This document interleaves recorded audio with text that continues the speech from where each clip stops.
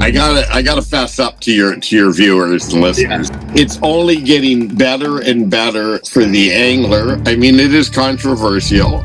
In this video, we talk to one of the greatest names in the game about one of the most controversial subjects on the water, sonar, aka fish finders. You know, in the early years, I started when I started full time in the business, it was flashers only.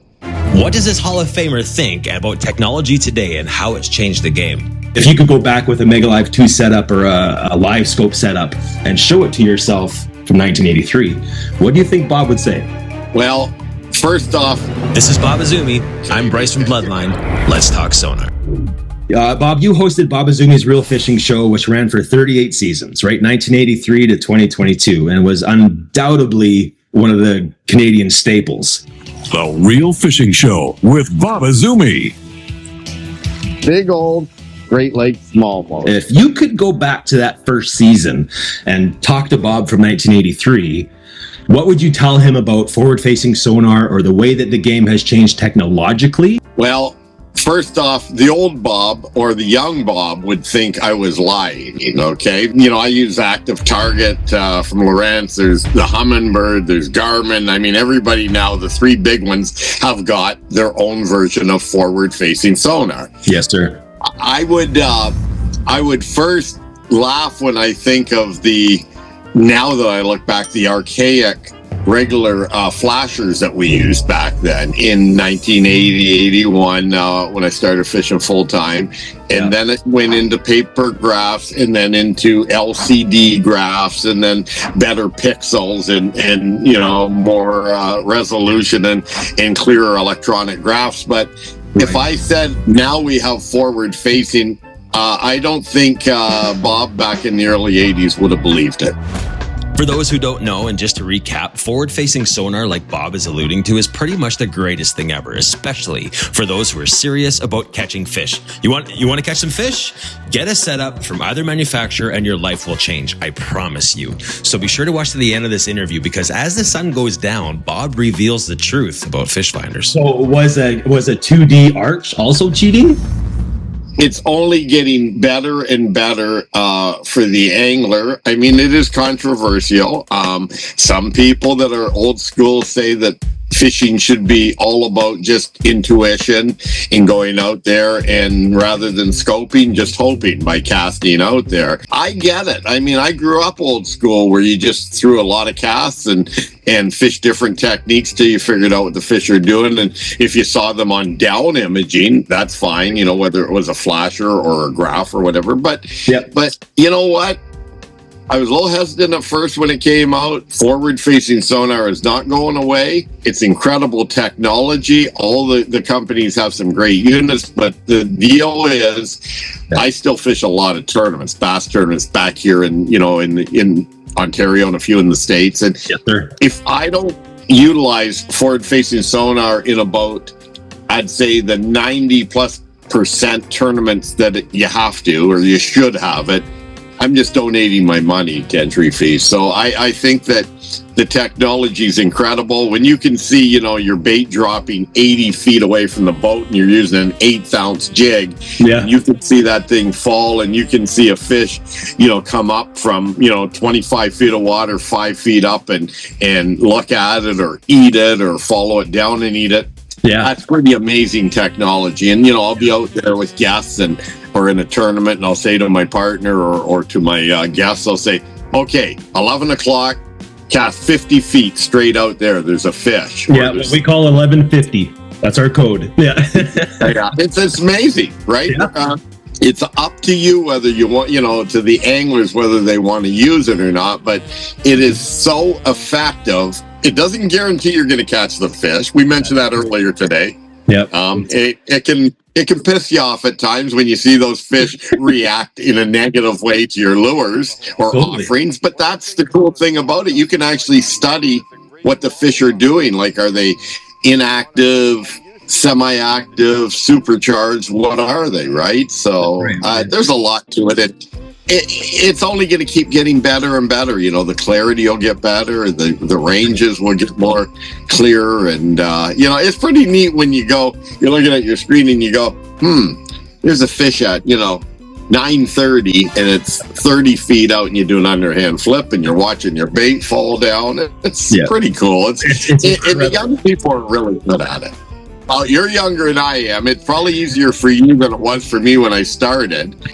I gotta fess up to your viewers and listeners that I'm getting glasses next week. I've been in denial for more than a decade that I need glasses, but it's time to do them. I can see fish swimming with my polarized glasses, and I can drive boats and drive and all that do stuff, but I really want them for forward facing though, so I can see that lure clearer when it's out 80 feet or 90 feet out dropping, because it's so small on the screen. Easy to see fish, but harder to see the lure. And it's like a rifle scope, right? You're trying to, turn your electric. In my case, I got the transducer on the foot of my electric motor, so I'm constantly back and forth till I get it right in the zone. And once you get it in that angle, it's game on, Like I said, we fished with it for the past few months, and honestly, it's taught us so much about the way fish respond, fish behavior in general across multiple species. Like the picture in the background here is us on Cold Lake last weekend chasing Lakers.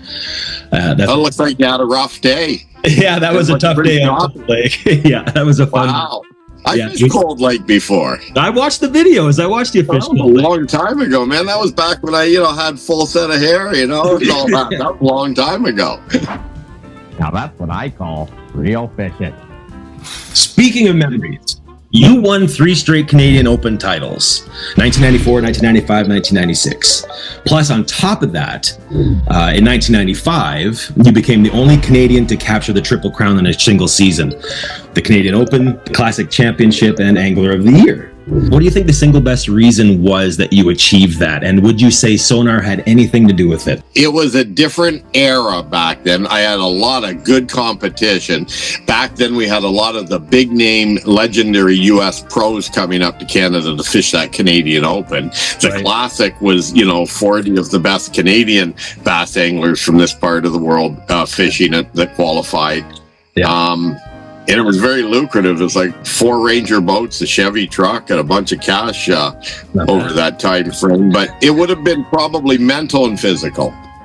Nowadays, the competition is different. It's so technical with, all of our electronics that, all the guys are using.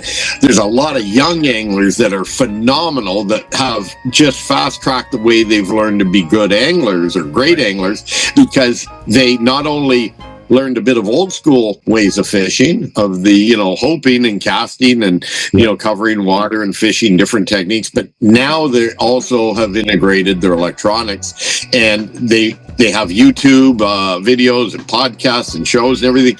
They can fast track how they learn to do something so much quicker now. I mean, when we got using forward facing, my son, who's, in his late 30s, it took him minutes to learn how to do the the simple fundamentals of it, and now he's getting better and better with it, and same with Dad here. I mean, I'm getting better with it, and I know I got a lot more to learn. But so you spoke about this already. You've won 70 plus major tournaments, which is an unmatched total among Canadian anglers. With your experience on the pro scene and in competitions, do you think forward-facing sonar should be banned or controlled in any way? Or is there ever a time that it should not be allowed in competition? Well, I think that it should be a mix. If that's just my opinion. Sure. Some people say it should be banned, some people say it should be always allowed. I'm right down the middle on that. I think any competition, if it's a multi-day competition, 1 day or a half a day you can use it, pick your half, and the other half of the day you can't use it. And that's, you can pick the first half or the second half of the day. I like that format. I like the format of every other day if it's a 3-day tournament. It's not all forward facing, but it's not all just old school intuition either. I like a mix. Yeah. I do too. We actually, one of our last YouTube videos was a video called Tech versus Technique. Which one catches more fish? In this video, we're going to show you just how important these 2 items are and which one will help you catch more fish. We did a little comparison video, but it was really neat because a lot of people that commented on that video were saying it takes the fun out of it. It takes the joy away or the mystery away from, and I would argue the exact opposite. Like, I think it makes it more fun. Mm-hmm. And I think that anybody that has done it and had success with it, is going to agree with you on that. They're going to probably err on the side that some people call it video game fishing, but millions of people around the world do video games, right? So I don't know.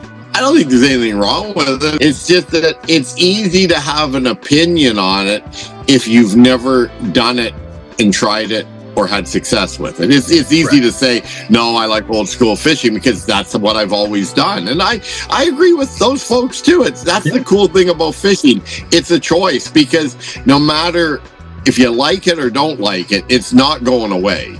Manufacturers are selling tons of them, and every year that market grows with anglers, even recreational anglers and non-tournament anglers and people that are, doing every type of fishing possible, even ice fishing. You know what? The bottom line is most people, include myself, fish because we love to do it. And, if it's a technique or a equipment that can help me be more successful, hey, I'll try it and see, I mean, I don't think it's cheating by any means, that's for sure, because it's available. It's just, it now allows you to do something that you couldn't do other than before, look downwards. Right. Now you can look forward, So was a 2D arch also cheating?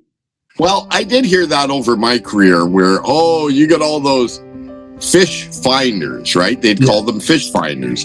Yeah. I'd say yes. And so I said, because I have a fish finder means that those fish are just going to automatically, when I see them, I'm just going to throw anything, they're going to hit it and they're going to jump in the boat. And that's what a lot of folks think. But obviously they may not have even experienced any use with their normal down scan type fish finder, right? Totally. Yeah. Where do you draw the line? It's really interesting. Yeah. As we've talked, the sun has gone down behind me. Yeah. The crickets are chirping here in Milton, where I live out in the country. And I think, I've had a long day. I got up about 4 this morning now, so it's dark here in Ontario. I like to keep fit, being a tournament angler. So I'm going to go in and have some Diet Coke. And to offset that, I'm going to have a piece of cake, a vanilla ice cake. And it's how we train. Angling training session. I love it. Well, Bob, hopefully one day you and I can go out there and catch some fish together with Bloodline Adventures and have a good time. Absolutely. I'd love to get out with you. And I appreciate you asking me to be on your show.